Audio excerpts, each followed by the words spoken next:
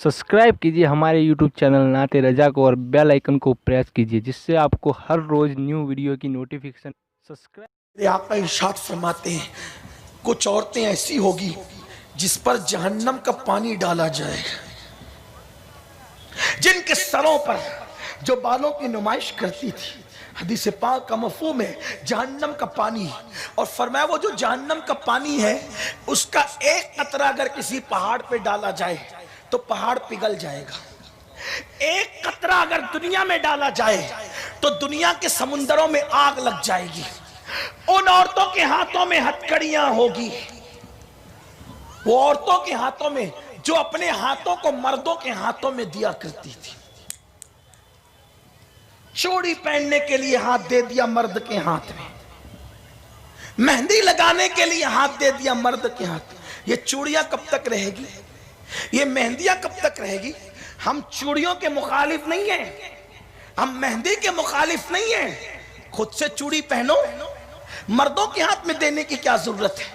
खुद से मेहंदी लगाओ या किसी औरत से लगाओ, मर्दों के हाथ में, काफिरों के हाथ में, कल्बों में जा करके हाथ देने की जरूरत क्या है? मुसलमानों, हमारे यहां तो गैरत इस शान की है, यजीद ने तो हाथ ही मांगा था, यजीद ने तो हाथ ही मांगा था, औरतों का नहीं मर्द का हाथ मांगा था। इमाम हुसैन का हाथ, लेकिन हुसैन पाक ने अपना हाथ इसलिए नहीं दिया था कि वो शराबी था, वो बेनमाजी था। शराबी और बेनमाजी के हाथ में जब कामिल मर्द अपना हाथ नहीं देते तो तुम काफिर मर्दों के हाथ में अपना हाथ कैसे दे देती हो? मेहंदी के नाम पे, चूड़ियों के नाम पे, ब्यूटी पार्लर के नाम पे? नहीं नहीं, मरना है जब तुम्हारा नफ्स, तुम्हारी सहेलियां तुम्हें वरगलाए कि चलो जहन्नम की तरफ। तुमने नहीं जाना क्योंकि मरना है। बहुत लंबी जिंदगी हम आप नहीं लाए हैं। पिछले साल बहुत सारी बहनें इज्तिमा में होगी, आज नहीं है। हो सकता है आइंदा साल कोई और न रहे, उसके साथ कोई और न रहे। हालात गुजरते जाएंगे और तुम्हारी हमारी जिंदगी खत्म होती जाएगी। आइए, मुझे एक सालेह बुजुर्ग का एक वाकया याद आया जिसको मैं अपने अल्फाज के जामे में पेश करूं। एक बड़े अल्लाह के वली, बड़े बरगजीदा बंदे इरशाद फरमाते हैं कि मेरे मोहल्ले की एक लड़की का इंतकाल हुआ, और इंतकाल के बाद मोहल्ले के लोग, चूंकि वो बहुत मालदार घराने की थी, मोहल्ले के लोग उसके जनाजे में शरीक हुए, और शिरकत करने के बाद जब उसको दफन करके आ गए तो मोहल्ले में चर्चा था, बहुत बड़े सेठ की बेटी इंतकाल कर गई, बहुत बड़े मालदार की बेटी इंतकाल कर गई, और लोग अपने घरों को इस चर्चे के साथ वापस आए। ऐसे में मैं आया और इबादत करते करते मेरी आंख लग गई, तो मैंने उसकी कब्र को ख्वाब में देखा, और ख्वाब में देखने के बाद मैंने क्या देखा कि कब्र से आवाज आती है, मुझे निकालो मैं जिंदा हूं, मुझे निकालो मैं जिंदा हूं, मुझे निकालो मैं जिंदा हूं। वो बुजुर्ग फरमाते हैं उस आवाज के सुनते सुनते लोग जमा हो गए, भीड़ लग गई, और लोगों ने उसकी कब्र को खोदना शुरू किया। जब उसकी कब्र को खोदना शुरू किया, और जब कब्र में जैसे कब्र खोदी गई तो क्या देखा कि उस लड़की का कफन जल गया है, और जहन्नम की आग उसकी कब्र में भड़क रही है। कफन जल चुका है और वो कब्र के एक कोने में नंगी बैठी हुई है। अल्लाह अकबर। उसने चीख करके कहा, जल्दी से मेरे लिए कपड़े लाओ, मेरे घर से मेरा दुपट्टा लाओ। लोग दौड़े दौड़े गए।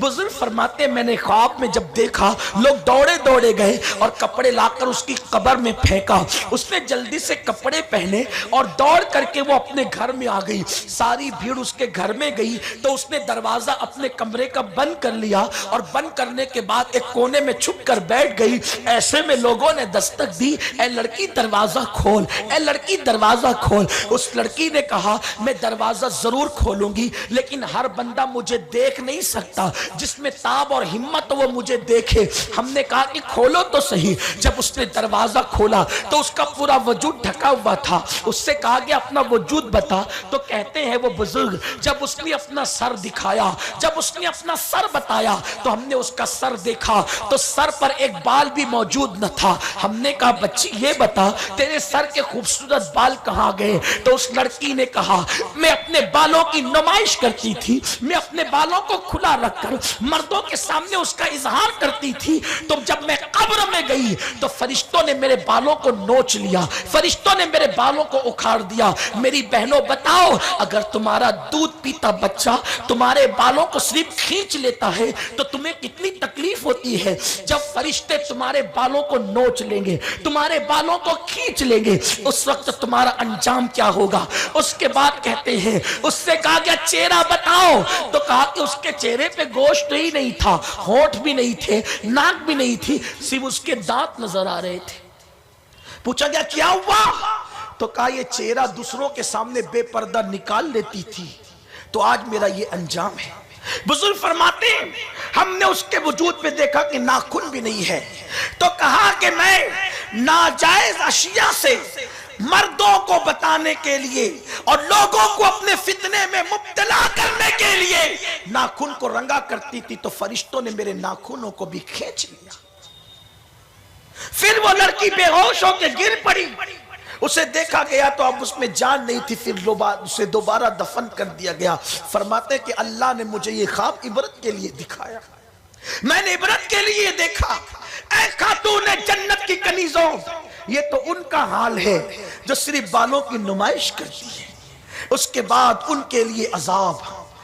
अल्लाह के रसूल सल्लल्लाहु अलैहि वसल्लम फरमाते हैं कि जहन्नम में मैंने औरतों के लिए सबसे दर्दनाक अजाब उन औरतों को देखा कि जो औरत शौहर होने के बावजूद दूसरे मर्दों से ताल्लुकात कायम करती थी। और ये क़यामत की निशानियों में से एक निशानी है। आपके यहां ऐसा नहीं होगा, हमारे मुल्क हिंदुस्तान में भी ऐसा नहीं होगा इंशाअल्लाह, और भी नहीं होगा, लेकिन कहीं तो होगा। हुजूर ने कहा कहीं तो होगा, हालात कहीं तो बदलेंगे। आज से तकरीबन कमोबेश 500 साल पहले लिखी हुई किताब में ये रिवायत लिखी है। तो मुसन्निफ ने कहा कि अगर हुजूर ने न कहा होता तो ये बात तस्लीम करने वाली नहीं लगती। हुजूर ने कह दिया इसलिए मानी जा रही है कि ऐसा भी होगा कि औरतें शौहर होकर दूसरों की तरफ तवज्जो करेगी। हुजूर अलैहिस्सलाम फरमाते ऐसी औरतों को मैंने सबसे ज्यादा दर्दनाक अजाब में देखा। मुमकिन है कि हकायक के तौर पर, रियलिटी के तौर पर यह गुनाह मुसलमानों में ना हो, लेकिन फिल्मों में यह जरूर है, आ गया है, सीरियलों में यह जरूर है, आ गया है। और जो फिल्म और सीरियल में आ जाए फिर उसे समाज में आने में टाइम नहीं लगता, फिर उसे समाज में आने में टाइम नहीं लगता। अब मैं खवातीन इस्लाम से, खातून जन्नत की कनीजों से ये बात कहना चाहता हूं कि कभी कभी ये हालात इसलिए पैदा होते हैं, एक तो नफ्स की हवस, नफ्स की ख्वाहिश कि हर सफेद चमड़ी पर फरेबता हो गए, हर खूबसूरत जुमले पर या लालच पर या बड़े बड़े दावों पर फिसल गए। अल्लाह अकबर। आज अगर जायज शौहर भी मिले ना निकाह के अंदर, तो वो जायज शौहर भी जो निकाह जिसके साथ होता है वो सिर्फ शरीके हयात है, बस शरीके ममात नहीं है, सिर्फ शरीके। तो शौहर भी मिले तो वो जिंदगी तक है, कब्र तक तो वो भी नहीं जाएगा, कब्र के अंदर तो वो भी नहीं जाएगा। अल्लाह अकबर। बड़ी इबरतनाक बात एक बुजुर्ग ने लिखी कि कभी कभी ऐसा होता है कि खूबसूरत बीबियां और हसीन बीबियां अगर किसी को मिल जाए तो कुछ लोग जो है वहां जाकर के ऑफर करते हैं कि क्या गरीब के साथ जी रही है या क्या बदसूरत के साथ जी रही है, मेरे साथ जिंदगी गुजार। और फिर कभी बड़े बड़े दावों की वजह से या चापलूसी की वजह से या दौलत की वजह से या माल की वजह से फिर अल्लाह अकबर भोली भाली औरतें कभी कभी अपना घर उजाड़ कर कभी किसी और के साथ हो जाती है, लेकिन मेरे करीम आका फरमाते हैं बदतरीन अजाब उन औरतों के लिए। इस सिलसिले में हिकायत बयान की गई है। एक बुजुर्ग लिखते हैं कि एक लकड़हारा था, उसकी बीवी बहुत खूबसूरत और हसीन और जमील थी। बादशाह एक मर्तबा अपनी सवारी पर बैठ करके निकल रहा था तो उसने क्या देखा कि लकड़हारे की बीवी बहुत खूबसूरत है, बहुत हसीन और जमील है। उसने क्या किया, अपने महल में जाकर के उसकी बूढ़ी कनीज से कहा कि ये बहुत खूबसूरत है लकड़हारे की बीवी, इसको तो मेरे महल में होना चाहिए। उस चापलूस कनीज ने कहा बस मैं जाकर के अभी इंतजाम करती हूँ। और वो लकड़हारे के झोपड़े में गई और जाने के बाद कहने लगी कि तू इस लकड़हारे के साथ गुर्बत में, फाका कशी में क्या अपनी जिंदगी गुजार रही है? चल बादशाह तेरे लिए मुंतजिर है और इससे ताल्लुक तोड़ दे, इससे तलाक ले ले। अल्लाह अकबर। वो लड़की ने, उस खातून ने आओ देखा ना ताओ देखा, माल के चक्कर में अपने वफादार शोहर से अपना ताल्लुक कमजोर कर लिया। और कमजोर करने के बाद रोजाना झगड़ा, रोजाना जिक जिक, रोजाना तक तक। एक दिन लकड़हारे ने कहा पहले जैसी मोहब्बत न रही, पहले जैसा प्यार न रहा, अगर तुम मेरे साथ नहीं रहना चाहती तो तलाक ले लो। और उसके बाद उसने तलाक ले लिया और इद्दत के बाद फिर बादशाह से उसका निकाह हो गया। वो सोच रही थी कि मैं बड़ी शान से जीऊंगी। बुजुर्ग लिखते हैं जब वो महल में दुल्हन बन के गई और उसके हुजरे में बादशाह आया और जैसे उसकी तरफ हाथ बढ़ाया एक बिजली गिरी, महल भी खत्म हो गया और उसके अरमान भी खत्म हो गए। मेरे आका सल्लल्लाहु अलैहि वसल्लम की कनीजों, याद रखना अल्लाह ने अगर गरीब शौहर तकदीर में लिखा था उसी के साथ निभा करो, मालदार शौहर लिखा उसी के साथ निभा करो, खूबसूरत लिखा उसी के साथ निभा करो, कम खूबसूरत लिखा उसी के साथ निभा करो। और अगर गरीब शौहर की गुर्बत में तुम उसकी माविनो मददगार बनती हो और पाक दामनी के साथ अपना निभा करती हो तो ऐसी खवातीन को मेरे आका ने जन्नत में मुस्तफा जाने रहमत के पड़ोस की बशारत अता फरमाई है। जिंदगी तो गुजरती है मेरी बहनों, अगर फाका कशी की नौबत आए आबरू मत बेचना। अगर अल्लाह अकबर लिबास के फटेपन की नौबत आए आबरू मत बेचना। मैं तो बस ये कह सकता हूं कि सैयदा फातिमा ने गुर्बत में जिंदगी शायद इसलिए गुजारी थी ताकि उम्मत की बेटियों को एक हौसला मिल जाए, वरना सैयदा चाहती तो हर दिन उनके लिए नया लिबास आता। सिर्फ इसलिए आज कोई औरत शायद ही पेवन वाला लिबास पहनती हो, लेकिन सैयदा फातिमा के एक दुपट्टे में तो 17 पेवन थे। 17 पेवन। ये बात मैं बहुत पहले बयान कर चुका हूं, बार बार कह चुका हूं, लेकिन आज भी मैं अपनी बहनों से कहता हूं 16 पेवन के बाद जब 17वें पेवन के लिए कपड़ा ना मिला, कपड़ा भी ना मिला, तो सैयदा फातिमा ने मौला अली से कहा कि बाबा से कहना कि कुछ थोड़ा सा कपड़ा अगर हो तो दे दे, ताकि दुपट्टे में एक जगह फट गया है पेवन लगा दूं। तो सैयदा के कहने पर मौलाए कायनात गए, कहा आका आपकी बेटी शहजादी का दुपट्टा फट गया है और पेवन के लिए कपड़ा नहीं है। तो आका ने फरमाया कि अभी गरीबों का हक देना बाकी है, मैं फातिमा को कैसे कपड़ा दे दूं। नौकर चाकर के लिए भी ये हदीस मिलती है, ये वाक़या इस सिलसिले में भी है कि अभी गरीबों का हक बाकी है, यतीमों का हक बाकी, फातिमा को कपड़ा कैसे दे दूं। मेरी मिल्कियत में इस वक्त तो ऊंट का चमड़ा पड़ा हुआ है, ये चमड़ा ले जाओ और फातिमा से कहना कि कपड़ा नहीं है, इसी चमड़े का अपने दुपट्टे में पेवन लगा लो। तारीख गवाह है, मुअर्रिखीन इसके जिम्मेदार है, कहां तक उन्होंने ये बात लिखी है। कहते हैं कि ऊंट के दुपट्टे का पेवन लगाकर, ऊंट के चमड़े का पेवन अपने दुपट्टे में लगाकर सैयदा फातिमा ने वो दुपट्टा अपने सर पे ओढ़ा। जिस वक्त हुजूर आए और बेटी के सर पे ऊंट के चमड़े वाला पेवन देखा तो हुजूर की आंखों में आंसू आ गए, हुजूर रोने लगे।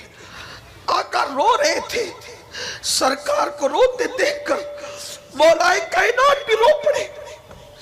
मौला अली और हुजूर को रोता देखकर सैयदा भी रो पड़ी। कैसरो किसरा के ताजदार की बेटियां तो अपनी जगह, आज एक मजदूर की बेटी के दुपट्टे का भी ये हार नहीं है। आज एक मामूली बिल्कुल गुर्बत की चक्की में पिसने वाले बाप की बेटी का भी ये हाल नहीं है। लेकिन जिसका बाबा जन्नत का मालिक, जिसका बाबा खुदा की कुल कायनात का मालिक, जिसका बाबा अल्लाह के खजानों की कुंजियों का मालिक, उसकी बेटी के सर पे दुपट्टे में पेवन के लिए कपड़ा नहीं बल्कि ऊंट का चमड़ा है। ये कनात सिर्फ उम्मत की बेटियों के दर्श के लिए थी, वरना अल्लाह की इज्जत की कसम, अगर फातिमा-तुज़-ज़हरा की निगाहे हसरत आसमान की तरफ उठ जाती तो जन्नत की चादरें फातिमा के कदमों में होती। लेकिन सैयदा ने यह सब्र इसलिए किया कि 14.5 सदियों के बाद की कोई बेटी गुर्बत की वजह से किसी काफिर के हाथ में हाथ न दे। जब पेवन वाला लिबास पहने तो कोई उसका मजाक न उड़ा सके, बल्कि दुनिया के कितनी अच्छी है कि सुन्नते फातिमा पे अमल कर रही है। सैयदा ने पेवन को अपनी सुन्नत बनाकर हमारी गुर्बत में पर्दे डाल दिए, हमारे अफलास में पर्दे डाल दिए, ताकि आज कोई पेवन वाला पहने तो हम उसको जिल्लत की निगाह से नहीं देखेंगे, बल्कि उसकी इज्जत बढ़ेगी। कितना अजीम है ये, कितनी शान वाली बेटी है ये कि इसने आज दुपट्टा सैयदा की सुन्नत के मुताबिक पहना। तो मेरे आका अलैहिस्सलाम की कनीजो, अल्लाह अकबर। तो मेरे करीम आका फरमाते हैं, मैंने जहन्नम में दर्दनाक अजाब उन औरतों पे देखा जो शौहर के बाद दूसरों से ताल्लुकात कायम करती है। कारें यही धरी रह जाएगी, मालो मनाल यही धरा रह जाएगा। आका ने यहाँ तक फरमाया हया के पर्दे में, वरना हदीस के लुग़वी माना बयान नहीं कर सकता, हया के पर्दे में कह रहा हूं। आका फरमाते हैं जानी औरतों की शर्मगाहों से पीप के दरिया बहेंगे। आका ने फरमाया और हर जहन्नमी अपना अजाब भुगतेगा, वो दूसरे के लिए टेंशन पैदा नहीं करेगा। मफ़हूम बता रहा हूं आपको, हर जहन्नमी खुद का अजाब भुगतेगा, वो दूसरों के लिए टेंशन पैदा नहीं करेगा। लेकिन जानी औरतों पे इतना बदतरीन अजाब होगा कि उनकी शर्मगाहों से जो पीप के दरिया बहेंगे, उनसे जहन्नमियों का सर फटने लगेगा। जब दूसरों पर उनके अजाब का ये असर होगा तो खुद उनके वजूद पर क्या असर होगा, उनके खुद के वजूद की कैफियत क्या होगी। इसलिए ख़वातीन इस्लाम, और तीसरी और आखिरी बात अर्ज कर दूं, मेरे आका मुस्तफ़ा जाने रहमत सल्लल्लाहु अलैहि वसल्लम ने फरमाया कुछ औरतें ऐसी होगी जिनके जिस्म पर जहन्नम के हंटर मारे जाए। हंटर को क्या कहते हैं? हंटर समझ, चाबुक, चाबुक जहन्नम के हंटर। हुजूर फरमाते हैं वो हंटर कितना बड़ा हो सकता है,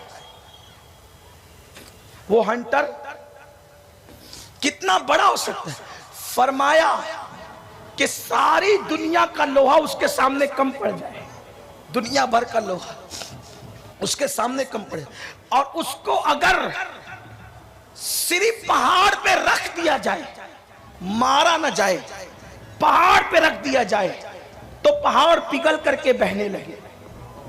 उसकी हैबत हंटर की ये है कि पहाड़ पिघल कर बहने लगे, वो हंटर उनको मारा जाएगा, और जिस पर मार पड़ेगी फरमाया उसकी चमड़ी और उसका पूरा गोश्त तो बह जाएगा, सिर्फ हड्डियां बाकी रहेगी। लेकिन एक लम्हे के बाद फिर आ जाएगा, फिर हंटर मारा जाएगा, फिर मारा जाएगा, फिर घुल जाएगा, फिर आ जाएगा। ये सिलसिला चलता रहेगा। पूछा गया ये किनके साथ किया जाएगा? फरमाया जो औरतें नमाजों में गफलत करती हैं, जिनकी जिंदगी में नमाजें नहीं, जिनकी जिंदगी में इबादत नहीं। हैरत है, सबके लिए टाइम, रब के लिए टाइम नहीं। और मैं तो ये कहता हूं कि औरत सिर्फ नमाजी बन जाए, सिर्फ नमाजी बन जाए, तो उसका ताल्लुक गुनाह से खुद ब खुद कमजोर होता जाएगा और एक वक्त आएगा कि नमाज की बरकत से उसका ताल्लुक गुनाह से टूट जाएगा। मेरी बहनों, नमाज में सुकून, नमाज में इत्मीनान, नमाज में चैन, नमाज के जरिए से लोगों की मोहब्बतें तुम वसूल करोगे, नमाज के जरिए से औलाद को फरमा बरदार बना सकोगी। मेरे आका अलैहिस्सलाम की कनीजों, अल्लाह अकबर, खवातीन में किस कदर नमाज का शौक था, खवातीन में किस कदर नमाज का ज़ौक़ था। एक रिवायत में आपके सामने अपने अल्फाज के जामे में अर्ज़ करूं कि जनाबे ईसा अलैहिस्सलाम की उम्मत में एक औरत थी जिसको नमाज का बड़ा शौक था, बहुत शौक था उसको नमाज का। हजरत ईसा अलैहिस्सलाम की कौम में, हजरत ईसा अलैहिस्सलाम की उम्मत का एक शख्स था जो दीन से बेजार और बदबख्त था। वो रोकता था उसकी औरत को नमाज से कि तूने नमाज नहीं पढ़ना, लेकिन वो छुप छुप के पढ़ती थी, अदा करती थी। औरतों को मना किया जाता था तो वो छुप कर इबादत करती थी। आज तो कहां जाता है, नहीं पढ़ती।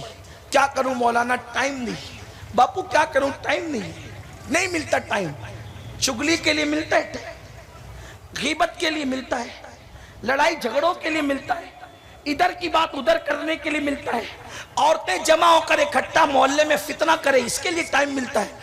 औरतों को आज जितना टाइम है कल की औरतों के पास नहीं था। आज तो मसाला पीसा हुआ घर में आता है, आटा पीसा हुआ घर में आता है, कपड़े धोने की मशीनें मौजूद है, नल तुम्हारे घरों में लगे हुए हैं, तुम्हें कहां कुएं पे जाना है। एक दिन मौलाए कायनात ने सैयदा फातिमा के विसाल के बाद कहा था कि फातिमा उस मुशक्कत करने वाली औरत का नाम है कि जो मशकीज़े से पानी भरकर अपने कुएं से अपने जिस्म पे रख के लाती थी, तो मशकीज़ा उठाने से उनके जिस्म पर निशान पड़ गए थे। ये मुशक्कत थी और उस मुशक्कत के बाद भी पूरी पूरी रात इबादत में गुजरती थी। आज कोई मुशक्कत नहीं है, आराम ही आराम है। आज ऐसा कोई काम नहीं कि जिससे औरतों के हाथ काले हो जाए। 80% औरतें आज राहत और ऐश में हैं। अगर वो इस वक्त का सही फायदा उठा ले तो जैसे दुनिया में ऐश में हो, कब्र में भी ऐश में रहोगे। लेकिन इस वक्त की मोहलत का तुम गलत इस्तेमाल कर रही हो। मेरी बहनों, आपको एहतिसाब करना चाहिए। तो उसका शौहर उसको मना करता था, रोकता था। एक दिन ऐसा हुआ कि उसका नन्हा सा बच्चा, छोटा सा बच्चा था, दूध पीता, ये नमाज में थी और वो बच्चा चलते चलते जलते हुए तंदूर में चला गया और तंदूर में चला गया और ये इबादत में थी। शौहर आया, उसने चीखा, देख तेरी नमाज ने मेरे बच्चे को तंदूर तक पहुंचा दिया। इसने सर सजदे में रख के कहा, करीम मैं तो तेरी बारगाह में थी, जो तेरी बारगाह में हो फिर उसका घर कैसे उजड़ सकता है। बस ये जुमले कहने थे और नमाज मुकम्मल करके तंदूर तक गई तो क्या देखती है कि तंदूर में बच्चा खेल रहा है, मुस्कुरा रहा। गोया के आग ने उसके लिए नारे नमरूद का काम कर दिया, उसके बच्चे के लिए। ये नमाज की बरकत है, ये नमाज की शान है। और अल्लाह के हबीब अलैहिस्सलातु व तस्लीम फरमाते हैं कि इंसान सबसे ज्यादा रब के करीब उस वक्त होता है जब वो हालत सजदा में होता है। मेरी बहनों, नमाज की तरफ आओ, अपनी जिंदगी को अल्लाह के अजाब से बचाने की कोशिश करो। अल्लाह रब्बुल इज्जत के हबीब ने फरमाया, दुनिया का बदनसीब इंसान वो है जो जहन्नम की आग के अंदर जलाया जाए, जो जहन्नम की आग में मुब्तला कर दिया जाए। इसलिए कि बदबख्त हैं वो लोग जो जहन्नम का ईंधन बनेंगे। ऐ खातून जन्नत की कनीज़ों, मेरी गुजारिश है, अल्लाह से डरो, गुनाहों से बचो, रब तबारक व ताला का खौफ और उसकी खशियत की वजह से रो, अपने आप को गुनाहों से बचाओ, अपनी औलाद को गुनाहों से बचाओ, जहन्नम से बचो, जहन्नम से बचाओ, बुराई से बचो, बुराई से बचाओ। अपने बच्चों में दीन पैदा करो, अपने बच्चों की दीनी तरबियत करो, अपनी बेटियों की दीनी तरबियत करो। देखो, अव्वल और आखिर दीन ही दीन है।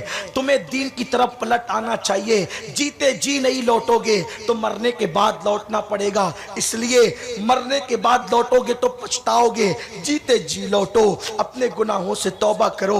कोई काम नहीं आएगा, माँ बाप काम नहीं आएंगे, बाल बच्चे काम नहीं आएंगे, शौहर काम नहीं आएगा, जो कुछ तुमने किया है बस वही काम आएगा। इसलिए रब की बारगाह में तौबा करो, इस्तिग़फ़ार करो, गुनाहों से माफी मांगो। आज से पहले अगर कुछ भी हो गया हो, आपने जहन्नम के अजाब की कुछ झलकियां सुनी है, आज वक्त होता तो इस पर और बात हो सकती थी, लेकिन बस इतना कहना चाहता हूं कि आज से पहले कुछ हो गया है तो मेरी बहनों रब की बारगाह में सच्ची तौबा कर लो। तौबा के दरवाजे खुले हुए हैं, हर पल खुदा कहता है मेरे बंदो तौबा करो, मेरी बंदियों तौबा करो। आज तौबा का दरवाजा खुला है, जब तक तुम्हारी मौत नहीं आ जाती, हलक में आखिरी हिचकी और हलक में गरगरा जब तक नहीं आ जाता, उस वक्त तक तौबा का मौका है।